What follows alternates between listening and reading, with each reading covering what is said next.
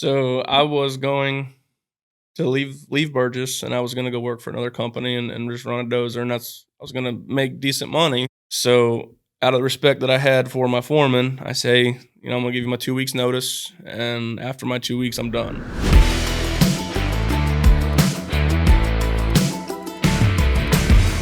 Welcome to the Burgess Civil Podcast. I am your host, Ben Burgess. I'm the founder and owner of Burgess Civil. I started the company back in 2014, so we're about 10 years into our construction journey now. We've decided to jump into the podcast game, so this is going to be our first podcast here today. And we've got a very special guest. I'm excited to share his story, Mr. Russell Vent. What our podcast is going to be kind of focused on is the people that are working in our company that have kind of come up through the trade. I listen to a lot of different construction podcasts. I follow a lot of different construction podcasts. In most cases, what I'm seeing is that the podcasts out there have on high-level executives or owners of companies or project managers or those kinds of things. And what I really want to do is, really kind of try to spotlight the people that have come up through the trade within our company, within our organization. I don't think the people that start in these companies with a shovel and work their way up to an operator or laborer, to a foreman, to an operator, to a superintendent, really get enough of an opportunity to tell their stories. And there's a lot of negative narratives out there around the construction industry and the people in the construction industry. So I want to make sure to try to share some real life stories about the people that work in our organization and are working every day to help make this company great. All right. So here we are, Mr. Russell Vent, Assistant Superintendent at Burgess Civil. How long have you been with the company now? I've been with the company for 5.5 years. Okay. Awesome, man. Well, thank you for your loyalty and dedication. And you've been an awesome example of somebody that's kind of come into the industry and come to us at a pipe layer level. And now you've worked your way up to an assistant superintendent and you're running some of your own projects basically at this point under some supervision from some mentors. And we're getting a lot of great feedback about you from some of our clients. So excited to have you on and give you the opportunity to kind of tell your story today. So we talked a little bit about before we got on screen about kind of Russell's upbringing and where you came from. And you're born and raised in Florida, Lithia, Florida, to be specific, which is kind of a more rural area that's outside of the Tampa area. And I think the best place to start with your story would probably be when you were able to enter the workforce at 16 years old. So I thought that was really impactful and love to hear kind of rewinding back your journey a little bit to that point. So tell us a little bit about that point, 16-year-old Russell. So at 16 years old, the only thing that I wanted to do was work. And the first opportunity that I had on my 16th birthday, I went and I applied at Winn-Dixie and Publix and Sonic. And I wanted a job. I wanted to earn money so I could have enough money to do things with my friends and stuff like that. So I started working at Sonic, and I was a cook. And after that, I was a junior in high school, and I went to Wayback, and I was an assistant manager at Wayback Burgers until graduation. And once I graduated, I knew that college was not an option. It wasn't that I didn't want to do it. It was something that I couldn't physically sit in a classroom and do. So I jumped into construction. My mom was actually the one that had told me about a billboard and I should apply. So I did, and that's where I met my biggest mentor, and he taught me everything that I know about what I do. I started out as a laborer, mixing concrete on a piece of plywood, doing brickwork, and from there it was just kind of worked your skill set up from there. Yep. Right. Okay. And so I asked you about your experience at Sonic, and you said you did not have to wear the roller skates, right? No, I did not. Thank God. Because, I don't think that would have been a pretty sight. Yeah, you're not that nimble, right? No. Yeah. Okay.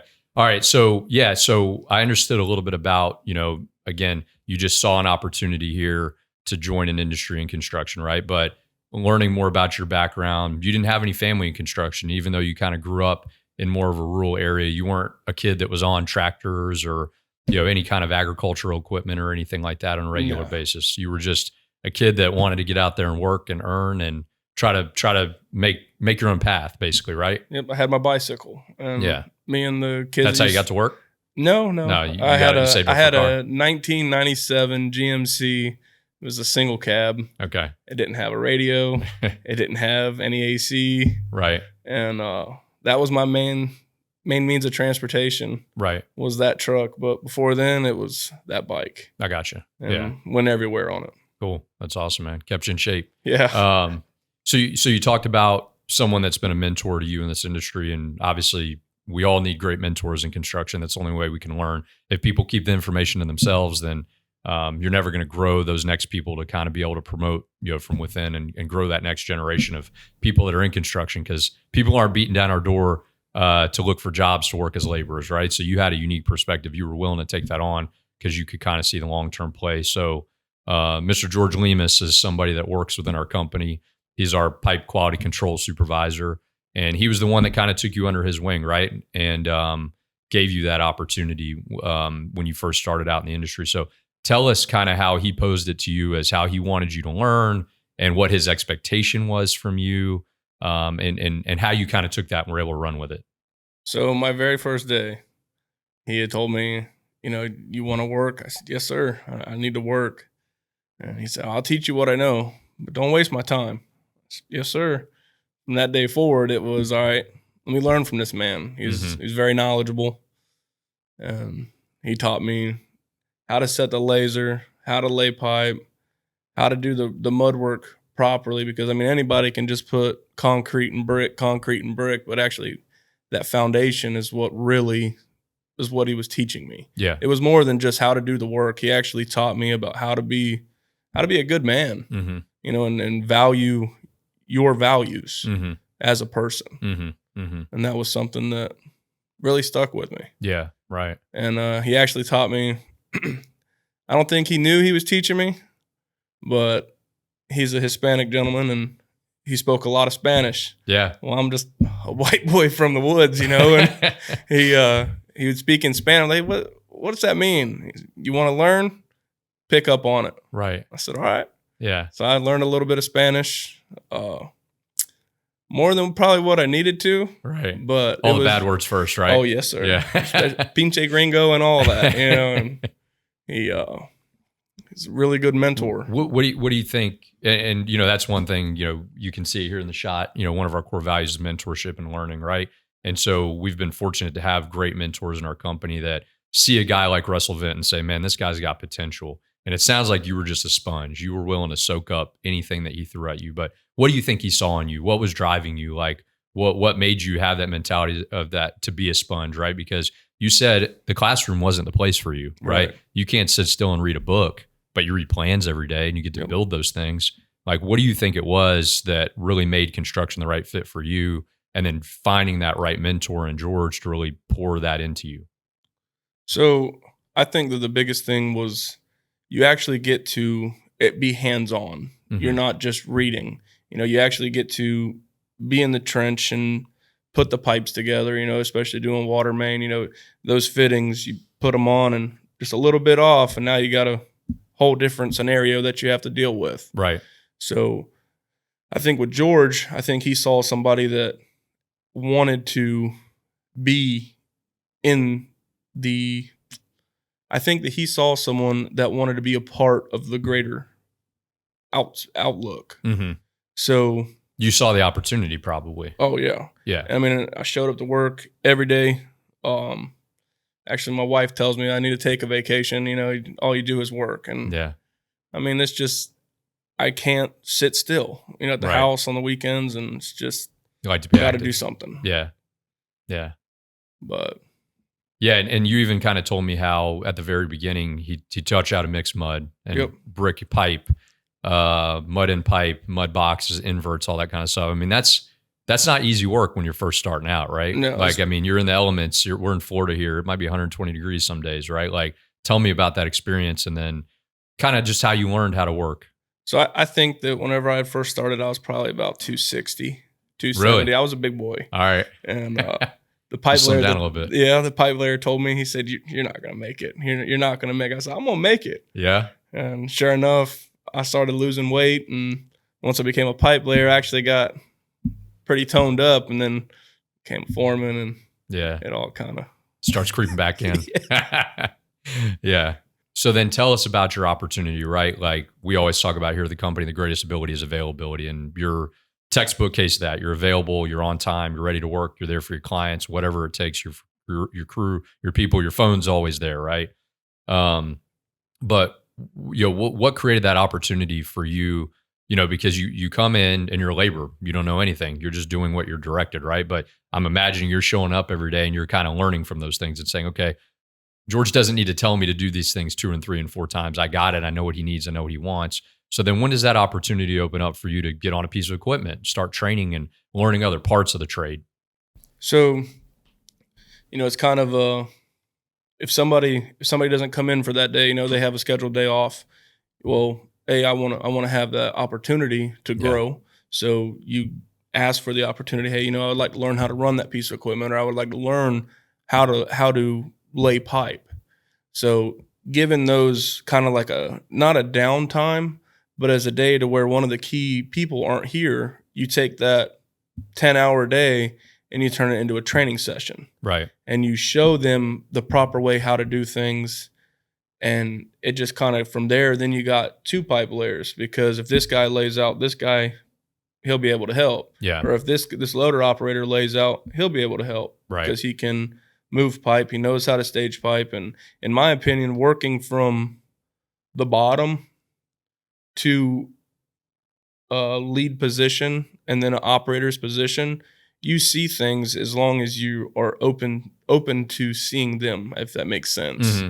So, if you're in the trench, you see how far that excavator has to be for the windrow for the pipe to be staged. Mm-hmm. Somebody who, I know how to run that piece of equipment. Well, not really, because you have to There's a difference between somebody knows how to dig and somebody knows how to operate. Yes, exactly. Because the devil's in the details with that. Yep. Yeah. Especially with just how they carry themselves. I mean, an operator says, I don't have a set of keys. It's probably not an operator. They probably know how to move it. But I learned that early on in this business, because I had worked at as a project manager and estimator. I didn't know how to hire operators. And then that was one of the first things I learned. If they show up without a set of keys, that guy's not an operator. I made that mistake many times. Yeah. I've encountered a couple operators that they're a special breed. Yeah. They're special. And they can be, and there's some amazing ones out there in what we do. And those guys that really, that's their craft and their trade. And some of them don't want to move up beyond operating. They want to stay at that foreman level, right? Because that's where they're comfortable. They know they've got a lot of talent and skills at it. And, that's kind of, where they want to be. But then there's other people like you. You're only 27 years old and you've worked your way from a guy with a shovel at 18 to now running multi-million-dollar projects, right? Within less than a decade. So yeah. There's opportunity. There's all different routes in this industry is kind of what it boils down to. You talked a little about, we talked about this earlier, but there's great bosses and great mentors. There is. We've all had some bad bosses too, right? Yes. And actually some of those bad bosses actually can have a positive outcome. Right. I was 18 and I was 19 and I was setting my first lift station. It was wet. It was not fun. And you're setting it as the pipe layer, right? Correct. Okay. I was the pipe layer, and I was a new pipe layer. Right. And Georgia told me, he said, you're going to lay the pipe. I was like, all right, really didn't have that option, but he knew that I paid attention. Right. So we finally got the rock bed set, got the lift station set, and one of those bad bosses has said, it's not level. It's not level. I was like, all right, well, got up onto the top of that lift station, and it was good. I mean, it was where it needed to be, and had actually made a comment to George that I was too young and I was too green. And in all reality, you eventually have to pass that down to the next generation. Mm-hmm. So if you have somebody that is young, that wants to learn, that has that drive, why wouldn't you give them that opportunity to move up? Right. And show them the right way. Right. Because you can show someone the wrong way, and where do you end up? You're just down at the bottom. Right. You know what I mean? Right. So you were in a situation there where it's probably one of those things, you don't know what you don't know, but correct. But you knew what Georgia taught you, and you were comfortable that you were going to implement those tools and those skills that he had kind of invested in you. And then I think you kind of told me before that really kind of like spurred a little fire in you, where it was like, oh, I wanted to prove him wrong. Right. I mean, I wanted that's all that I wanted to do, was show him that you're wrong. Mhm. And at the end of the project, they TV'd everything. Everything was where it needed to be. Right. There was no issues on any of the pipe. There was Right. no dips. There was no backfall. And that was just kind of like, all right, maybe I might be all right at this. Yeah. And I just ran with it. Cool. Probably made you feel pretty damn good, I'm sure. It did. Yeah. And even hearing George, hey, good job. Right. From coming from somebody that really doesn't show those emotions too much, but hey, good job. Having that positivity is like, Right. all right, maybe he's all right. He's happy with how I am. Yeah. He's happy with how I work. Right. That's cool. And that's awesome. That meant the world to sits you. with you. Yeah. And that's the thing, like where our industry has changed a lot, like a guy like George, who's got a very calm demeanor and temperament, you knew from him when he gave you that compliment, how much that meant, right? Because he's not an overly emotional person. He's not a yeller or a screamer. He's not that old school generation. He's real level about it. Well, with George, he says it with his face before he'll say it with his mouth. Gotcha. You can tell just by the way he's looking that, oh God. Yeah. This is going to be. Yeah. Yeah. He's got something to say, but he won't say it. Right. Right. But. All right. So next step in your career, right? So we keep talking about George, but he's someone that's been very influential. I guess we're going to have him on the podcast next. I think that would be, that'd be a good idea. Yeah. So next step in your career, a lot of times people in our industry have a tendency, you really become close with the people you work with. I mean, you're in the trenches with them every single day, working in the elements, doing a lot of hard work, a lot of long hours to try to make these things happen for the company that you work for. And so George decides he's going to move on from the company you guys are at and take another opportunity elsewhere, right? And so you follow along with him. And from my understanding, you guys decided to try to do some municipal work, working on some city contracts and maybe a VA clinic for a very short period of time. And tell us a little bit about your experience there.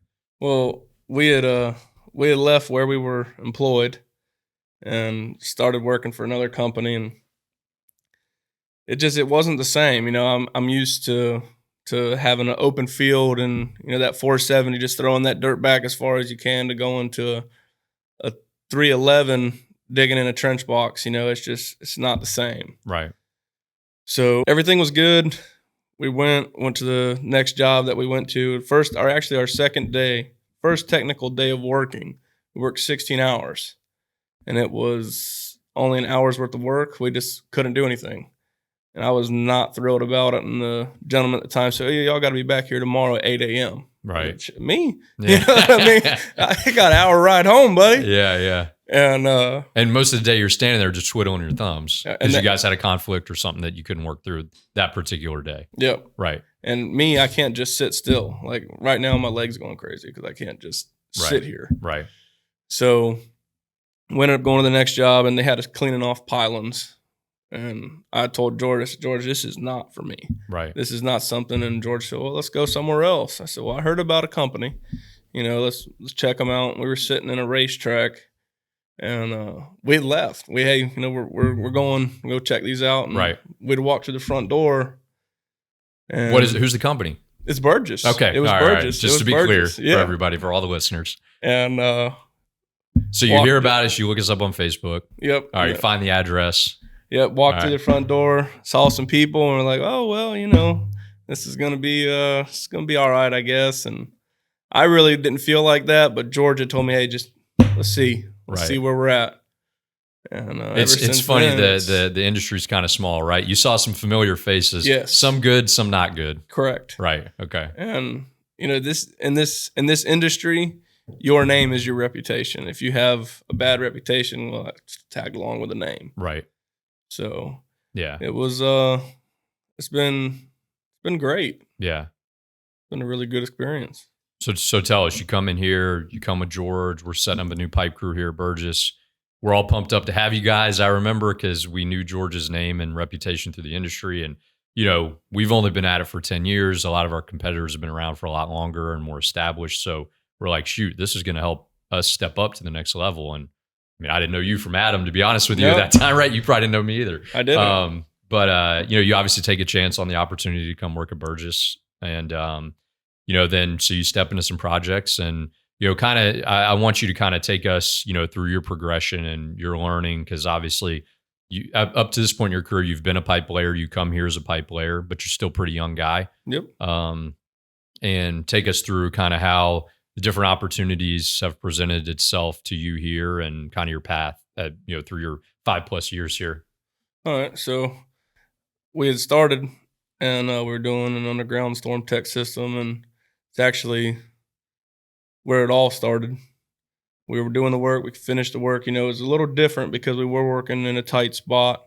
Not a lot of swing for the machine and stuff, and was a little on edge about it. And then we started doing another project out in Zephyr Hills, and it's actually the first place that I actually met you. Okay. You had came out to the field, and hey, I'm Ben Burgess. And I was like, oh man, you're going to really shake my hand. I've been out here in this dirt all day, and you had no issue, man. You just, I'm Ben, and I was like, all right, this guy's different. Yeah. Because I've worked at other places where they walk right beside you and they don't even know who you are. Right. So did a couple projects, and we realized, this is home. Mm-hmm. This is somewhere that we can work, do what we do, and not have any kind of like animosity or anything between anybody on site. And it's just everybody's here for the greater good. Everybody's here to finish a job. Right. You help out the guys that are on site because, we're all here for the same reason. We want to finish the job and get on to the next one. Right. And it's been great. I started out. Let me just chime in on one thing there really quick, because we haven't always been that way, right? It's been like a work in progress for us. You've been here for about half the time the company's existed, obviously, and like we've had to do a lot of big things culturally resetting. We've had some of the wrong people in the company, and for what we want to build culturally, because our people are our greatest asset, and that's why we're spotlighting our people on this podcast. And so we've worked really hard at that culturally for things to just kind of be even and level. We're not a type of company that really is big into having the idea of a dictatorship. I've been doing this for a little while, but I know I don't know everything, and I know I learn new stuff every day, and we want people to take that same mindset, right? And so if we can kind of keep everybody flat in a level organization, where we talked about this a little bit off camera, but we've got a budget, we bid a job, we're transparent with what we've got in it for productions, what we've got in it for costs, how we're going to, try to game plan that project, right? And so ultimately, we want to empower our people to be able to make the best decisions on behalf of the company, which means project manager and superintendent, you guys have a budget that you've got to answer to, and this is how we make money. And this all depends, supervision, foreman level. That's really the management. That's the bread and butter of the company, And those are the people that dictate if we make money, if we can continue to do raises and bonuses and all the great things that we want to do to help pour into our people without having people come meddle in what you're doing every day, right? You've got to have people available to pick up those phone calls for you every single day. And I know you're one of the best at asking questions, and that's how you've gotten so far already, because everybody says you ask great questions all the time, and knowledge is power for you, right? Yeah, man. You've always heard that saying, the only stupid question is the unasked question. Yeah, I live by that. Yeah, because I'll ask you 1,000,001 questions just so I get my own answer, even though it may be clear to someone else the answer. I'm very in depth. I'm a very detailed person. So if I'm asking you these questions, it's not because I don't understand why we have to have this hold down. Well, hey, hold on, because we don't have any pipe from this area of the road. Why are we going to maintain that same hold down? Mm-hmm. Oh, well, it makes it easier or whatever. That's just a question that I feel that I have to ask, because I'm going to lay in bed at night and think, damn, do we really need to mix that road? Yeah. Why can't we just, Right. And that's how we innovate and get better, by people questioning. That's one of the things that drives me crazy about this industry sometimes, is the fact that, people, the saying I hate the most in this industry is, why do you do it that way? Because that's the way we've always done it. Well, why do we have to do it the way it's always been done, right? We can do it differently. We don't have to be like everybody else, we can be out there and innovate. Construction is one of like the most old school industries. When you look at like technology piece, like our industry is still so far behind so many other industries. But I think that's going to be a real opportunity for us, at Burgess Civil, if we continue to innovate and stay on the cutting edge of that stuff, because we're going to give you guys tools to question, the status quo of that. How can we do that efficiently? How can we do it faster? Ultimately, it makes us more profitable, and we can continue to invest in our people by questioning, hey, why are we doing something a certain way? you know. So I agree. yeah. So you shared something with me as well that it was a story I was fully unaware of, but you said, well, I've really enjoyed my experience here at Burgess and things are going great, but you thought about taking another opportunity, right? So I did. tell us about that and I guess how it led to a new opportunity for you here at Burgess. So I was going to leave Burgess, and I was going to go work for another company and just run a dozer, and I was going to make decent money. In the mines, right? Correct. Yeah. So out of the respect that I had for my foreman, I say, I'm going to give you my 2 weeks notice, and after my 2 weeks, I'm done. Right. And maybe a couple hours later, Mike Waycaser had come out to the site, and with someone else, they had asked, why are you going to throw away everything that you've been working for? Right. I said, my only main goal is I want to make money. Right. All I want to do is I just want to make money. And to clarify one thing real quick, Mike Waycaser, he was a pipe super at that time. Correct. So you guys were working underneath his division. Mike's a senior site super looking over a bunch of projects with you now, but right. Just want to clarify that. So, all right. So he says, hey, you've been working really hard. We see the potential here, but do you want to give that up for probably like a job that's going to challenge you less up here, right? Because you're really learning to build things at this point. Right. Yeah. So I had agreed whenever I was told, just come pick the truck up on Monday. We'll give you an opportunity. Well, that was like a slap in the face because that wasn't even my intentions. My intentions were just to make money. So got into the adventure and I was doing tie-ins. So this means when you're saying the truck, that means now you've got the opportunity to be a foreman. Correct. Right. Okay. So we want to start out with typically the way when we move somebody up, we knew you had skills, from a pipeline standpoint. Had you run the excavator as well? I had very minimal okay experience on the excavator. Right. I was given opportunities to get on the pieces of equipment and, dig a little trench, backfill it, try and pull a grade. And actually, Gustavo had told me, keep the teeth off of the ground. Okay. Don't let the teeth touch the ground because that's going to make you better whenever you're actually digging and pulling a grade. If you can keep your teeth, 3 or 4 inches above the dirt, it's the same concept as pulling a grade. Okay. You're maintaining that same movement. Okay. So I was given opportunities like that. And then whenever I became a foreman, I had to dig. Oh, yeah. So because you typically when we move someone to foreman, we don't put you on deep sewer and deep storm. Right. You were on a deep sewer and deep storm crew, but now we're saying, hey, now you got to do pressure pipe. We want you more shallow. We don't want that risk of you being as deep as a newer foreman. Right. Yeah. And that's what I did. I think for like the first 2 months, that's what I did was, tie-ins, lay some water main. And after that, Mike had told me, hey, I'm going to put you on some storm. It's a couple 100-foot runs. Make sure you use the AGL rods, blah, blah, blah, okay. And I did it, and I think I did okay at it because he was always positive. There was nothing ever negative that came out. I mean, still to this day, nothing negative comes out of his mouth. Right. And everything was good. And then it was, all right, Russ, we're going to put you over here. You're going to do some lifts. You're going to do some bolt boxes. Okay. Or some grease traps, I'm sorry. Okay. And I said, okay. So how'd we end up doing those, man? I hate doing those things. But yeah, anyway, I'm sure you do too. Yeah, well. And we ended up setting them. And I actually had to have Mike come and help me because I was a couple people short. And Mike was on the excavator. I did my numbers, shot, picked up. And we just got the 300 John Deere. Right. And Mike had told me, you need to take care of this piece of equipment. This is going to be your baby. This is what you're going to run. I said, okay, so that's what I'm going to do. I'm going to make sure I maintain it. I kept it swept out, greased every day, fueled up, never low on fluids. And Mike had grabbed a hold of the grease trap, and he went to go and set it. Well, it was a little bit deeper. So whenever he had set it, the track shifted. And whenever the track shifted, the door caught the other grease trap. Okay. And I told him, I said, Mike, you just damaged my piece of equipment, so I'm going to have to write you up. And he thought I was he thought I was kidding. Yeah. And sure enough, once he got out of that excavator, I had the write up right there for him to sign. Yeah.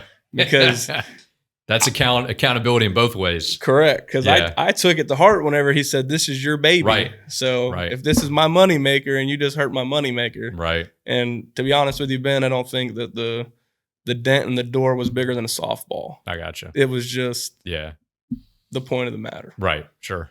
Yeah. So, Yeah. and then after that, I actually got more opportunities to lay deeper pipe. Mhm. And, you know, there's always a factor that comes into play with it, because you have to maintain your proper slopes and all this. And Right. I mean, being given a different challenge every day is something that I really take to heart, because even now, every day it's something new. Mm-hmm. Even if you're laying the same style or the same type of pipe, there's always going to be something new. Mm-hmm. You know, there's 12 or 13 different boxes, storm boxes, and, you know, everyone's different, even Right. if it's all just manholes. Right.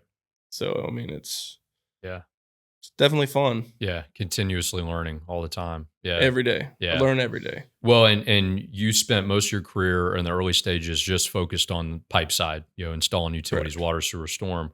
But now we got really laser focused on trying to identify people within our organization that are going to move up and be that next level of management for us, right? Because we've got to continue. You know, the weird thing about this industry is you got a lot of times you have guys that are really towards the tail end of their career and really young guys that have a lot of fire but don't have the knowledge yet. We don't have a lot in between, right? And so we're trying to solve for how do we build that next layer of superintendents, foremen, on all the way up in terms of supervision in the field. So we pinpointed you as somebody that, hey, we need to give Russell an opportunity to learn how other parts of the work, not just utilities, right? So Right. moved you into an assistant superintendent position. You know, our goal is always to train our replacements and try to promote from within. So Mike Waycaser takes you under his wing. And now we're talking about you riding around with your girlfriend, now wife, and you're showing her things that you were a part of from a construction standpoint and all those kinds of things. Now, instead of just pointing out manholes and pipe and things, now you're pointing out curb and roadway and final Yep. grading and all that kind of stuff, right? So tell us your progression with all those kinds of things. So coming from just doing pipe, I mean, you know, it's it's a lot different, especially whenever you first start the job. Yeah. You know, you got to make sure that every aspect of the site flows. But what happens in the beginning of a project, if it's not done to par, it'll affect you longer in the long run Yeah. on the job. You know, if you don't maintain the same hold down, and then you know, even if whenever you do your calculations for what your hold down on roads are supposed to be, you got to take into consideration the pipe that you have to lay. Right. You know, if you're laying 36-inch RCP, that's going to generate a good bit of dirt. Yeah. So you don't want to have, you know, fictitious numbers, a 13-inch hold down, and then you go and you lay that pipe right there through the road. Now you're actually at a 10-inch hold down. Well, guess what? Now you got to fall back and you got to catch and you got to cut. And Yeah. I mean, you're looking out for the next guy. Yeah. It's a chain reaction, whatever you do. So if the dirt looks out for the pipe and the pipe looks out for the road, you know, the system is going to flow a little bit better. Mm-hmm. And that's one thing that I've been focusing on, because perfect example, the Pine Cone project, you know, I started that with Mike. Yeah. And Mike would, hey, you know, this is where we're at. This is what I'm doing. And he would incorporate me on the emails, and you would see him actually build the job just through reading emails. Uh-huh. You know, just by having certain things staked and communication with the crew. And every time there's a meeting on that job, I'm right there with him. Right. And it's just, You're kind of attached at the hip with them. So you're going from reading a set of plans and then seeing how that gets put into place, and then being able to see the finished product and be proud of that when you drive past it. yeah. But now you're getting to build from a higher level because you can't be there. You've got multiple projects. You can't be there on site every day like you were as a foreman, because you got to bounce between jobs. So now you're seeing a different way to manage and build a job where you can really put trust in the people that are working on the job site underneath you, but you've got to be kind of the maestro orchestrating all those different activities, right? The biggest thing that I was always told, even whenever I was a foreman, is the details. Mm-hmm. The details is what builds the job, Right. because your details aren't going to lie. If you build the job to the details, you shouldn't have any worries on anything that you have going on site. Right. And that's something that's stuck with me. Yeah. That's awesome. Love it, man. One of the other things I want to make sure to cover is you talked to me about some really good things about our industry, right? You gave me an example of a guy that you encountered on a job site, and you look at this guy, you're like, man, I wouldn't pass this guy in a dark alley. I'd be running the other way, right? But you meet the guy and you talk to him, and you're like, this is the nicest guy in the world. He's just here to do a job and accomplish what he's here to do. On his day's work, on his day's pay, get this thing done, and let's move on to the next, right? And I think there's a lot. You brought this up. You said there's a lot of stereotypes in what we do in construction. There's a lot of negative stereotypes. Oh yeah. So we can't always get caught up in judging a book by its cover. So tell us about that specific situation and just a little bit more about it. I mean, a subcontractor was on site, and the guy, I mean, you'd think that he's part of a drug cartel. I mean, he's got tattoos all over his face. You could barely see the skin. Right. And he came up to me and, hey, how you doing? I forgot his name, but I'm doing all right. He shook my hand, and I'm whatever it was. All right, well, I'm Russ. And they just you see someone and you automatically assume, oh, I wonder. Yeah. The stereotype of you seeing somebody walk into a store and they got dirty boots, dirty jeans, and a dirty shirt. Most people are like, oh, look down on that person. Yeah, he's got a manual labor job, but in reality, that's a hard working man right there. Right. Somebody that works with their hands. They're not just working with their hands; they have to work with their brain too. Right. They have to be able to multitask. Yep. And not to get off topic, but I was told while I was employed at a different company that I was just going to be a laborer by a family member. That's all I was going to amount to. Yeah. And that was something too that kind of, I'm going to prove you wrong. I'm going to prove you wrong just because you start out with a shovel that you can't progress through the ranks. As long as you're willing to learn, work, and show up on time, there should be no issue with moving up. You're going to outdo and being successful. Yeah, you should outdo 95% of the people in this industry just by doing that. Yeah, and I mean, that's what, in my opinion, I think that our core values here, we live by those. Right. Because we give people opportunities to progress, and we give them opportunities to succeed. Right. They have everything that they need. The ball's in their court. Right. And I'm very thankful for being able to be a part of and also witness that. Yeah. Right. And take advantage of it. Take advantage of that opportunity. I tell people all that all the time. Our 4 core values are up there on the wall, and integrity is what you got to have to work here. It's doing the right thing no matter who's watching. Learning is you have to be willing to learn and question the status quo and get better. Availability, you got to be available for your team. And then when you master those 3, then you become the mentor, right? So you've still got mentors above you, but you're mentoring people below you. And that's how you're bringing up that next guy. So we find the next Russell Vint that we can move up through the ranks. I think one thing that I think is a really interesting story about you, and we hadn't talked about this, but you had a guy, I believe, that you graduated in the same high school class as you that used to work here, who worked in an office position, went the 4-year route, and you went right into the trade.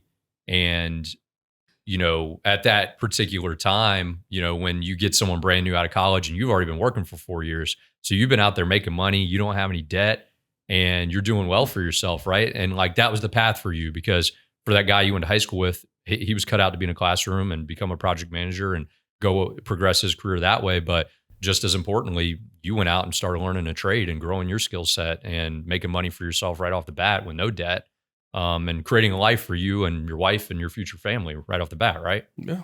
So, I mean, that's there's different routes. You don't have to have a college education to be successful. Mm-hmm. As long as you have the work ethic, you don't have to have the college education. Right. But you have to have one or the other. Right. Because it doesn't matter if you are just an operator. Yeah. That's a skilled trade. Mm-hmm. And it doesn't matter if you're just a laborer, because that guy that's up there in that machine probably can't get down there and mix 10 bags of mortar and do that brick work and do everything that you can. I mean, I've met gentlemen that are, I mean, I don't even know how old the gentleman was. Yeah. He'd outwork me any day. Right. Because he's consistent. Yeah. And it's like, we got a guy in the company that's almost 80 years old. He's one of Burnaby, they call him Poncho. He's one of the hardest workers we got. Still doing it. And never complains. Yeah. Never complains. Yeah. That's awesome, man. Look at you, man. 27 years old. You grabbed a shovel and you took the opportunity, and you're doing pretty well for yourself now, and I you've got a appreciate lot of that. opportunity in front of you. So, all right. Well, to wrap it up, what's next for Russell Vint? What's your future of Burgess Civil look like?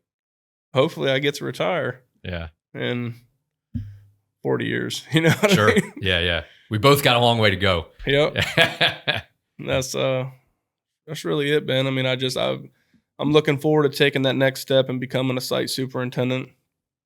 I know that we have a good team that no matter what, even if you have some that play around a little more than others, Yeah. we have a good team that if you have a question, we're always there to help one another. Yeah. And it's not like, oh, well, that's on you. That's not my job. It's all right. Well, hey, let's look at it. Right. Taking that 5 or 10 minutes is important. Yeah. And having that relationship with everybody, I mean, Yeah. it's going to go a lot farther. Yeah. And Awesome. I'm really looking forward to the next 10 years here. And I mean, just seeing how the company's grown from, like you said, I've been here almost half the time. You know, seeing how the company's grown is what I'm really looking forward to, because I'm looking forward to see how it's going to be in 10 years. Yep. It's going to be fun. I doubt we'll really recognize it, to be honest with you, just with the opportunities in front of us, so it's going to be a fun ride. Yeah. And I'm on board for it. I'm ready for it. Cool, man. Good.